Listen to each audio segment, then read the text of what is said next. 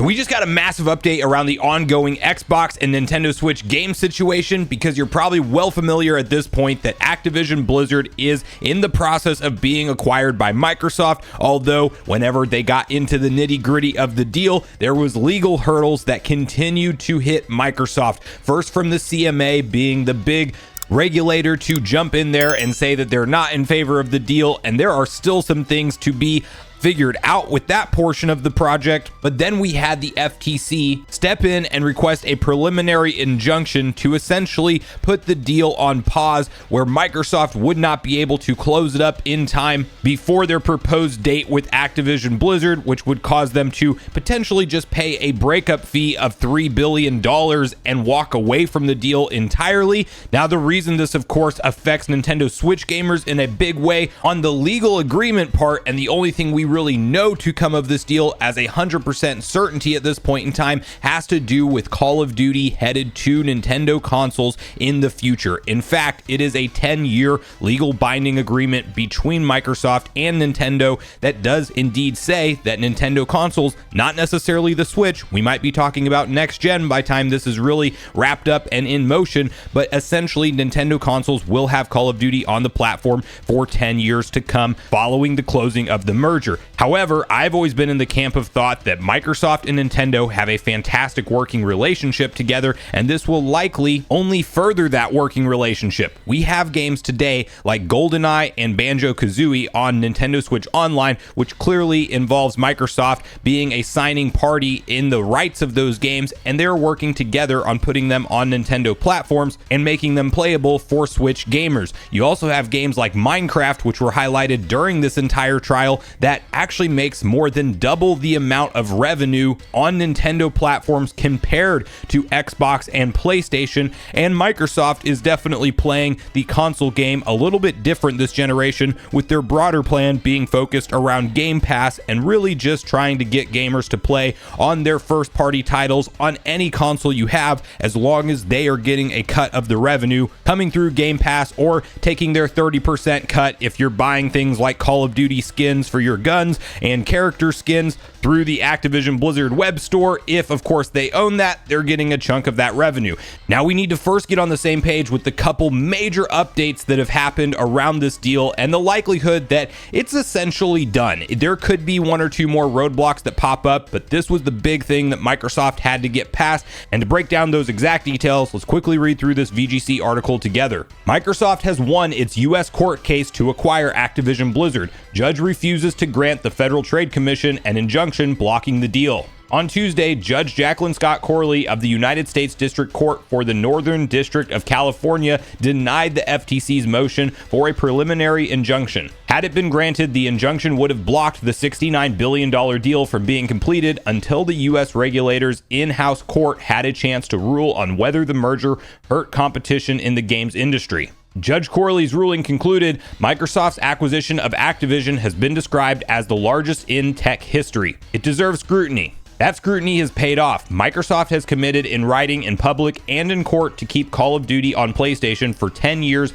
on parity with Xbox. It made an agreement with Nintendo to bring Call of Duty to Switch, and it entered several agreements to, for the first time, bring Activision's content to several cloud gaming services. This court's responsibility in this case is narrow. It is to decide if, notwithstanding these current circumstances, the merger should be halted, perhaps even terminated, pending resolution of the FTC administrative action. For the reasons explained, the court finds the FTC has not shown a likelihood it will prevail on its claim this particular vertical merger in this specific industry may substantially lessen competition. To the contrary, the record evidence points to more consumer access to Call of Duty and other Activision content. The motion for a preliminary injunction is therefore denied. Responding to the news, Microsoft President Brad Smith said, "We're grateful to the court in San Francisco for this quick and thorough decision and hope other jurisdictions will continue working towards a timely resolution.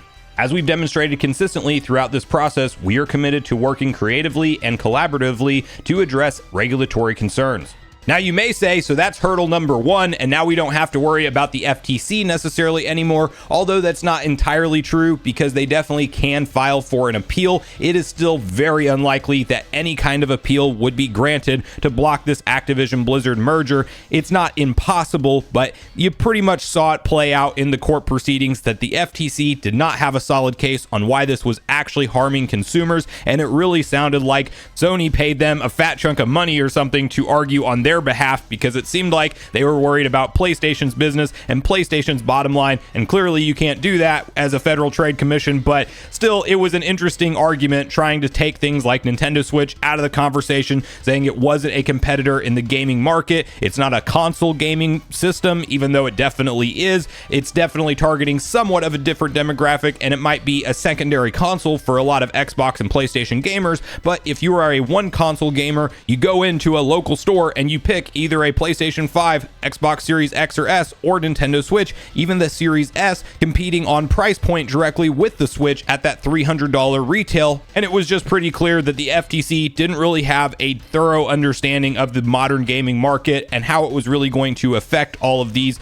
moving pieces within the industry. That said, you probably still know that the CMA is still opposing this deal. Now, Microsoft would have the option to potentially close and just kind of work around the UK, essentially removing Activision Blizzard from that market for a certain amount of time until some kind of deal can be worked around. Neither the CMA or Microsoft wants that to happen. So following the FTC's official court ruling, there was immediately an announcement around how the CMA would respond to the situation, and you can see the following article, which reads, UK regulator and Microsoft pause litigation in bid to reach agreement on Activision deal. The CMA says it will consider new proposals after Microsoft wins US court case clearing the deal. The announcement follows the news that Microsoft has been cleared to acquire Activision Blizzard in the United States after winning its court battle with antitrust regulator, the Federal Trade Commission. We stand ready to consider any proposals from Microsoft to restructure the transaction in a way that would address the concerns set in our final report, a CMA spokesperson said. In order to be able to prioritize work on these proposals, Microsoft and Activision have agreed with the CMA that a stay of litigation in the UK would be in the public interest, and all parties have made a joint submission to the Competition Appeal Tribunal to this effect. In April, the CMA said it was preventing the $69 billion deal from going ahead due to concerns about its impact on the nascent cloud gaming market. It claimed its decision would stop the acquisition from happening globally. Okay, so the long and short of all of that information is now that the FTC has been blocked from their preliminary injunction and this deal is set to go ahead, the CMA does not want a messy battle on their hands with Microsoft around getting support for the UK and the Activision Blizzard games, because Microsoft technically has the power to just close the deal and figure out things with the CMA later, and in that scenario, there could be some kind of block of Activision games in the UK market, which nobody wants, not even the CMA themselves. So following this decision, they're quick to take to the internet and essentially put out there that they're open to negotiations. They've made it very clear that their primary concern is the cloud gaming market, so Microsoft may have to sign some exclusivity deals into effect, saying that they can't hold some of their major Activision Blizzard IP as cloud exclusives to something like xCloud, and they may have to put it on competitors, but we'll have to see what they ultimately come through with in terms of a resolution. But following the FTC and then the CMA's quick response to say that they're pausing litigation and they're willing to work with Microsoft on some kind of restructured proposal, that was not previously being said. So this, to me, looks like it is all but confirmed that Microsoft will indeed acquire Activision Blizzard in the gaming industries, and one of the just industry period's biggest merger ever.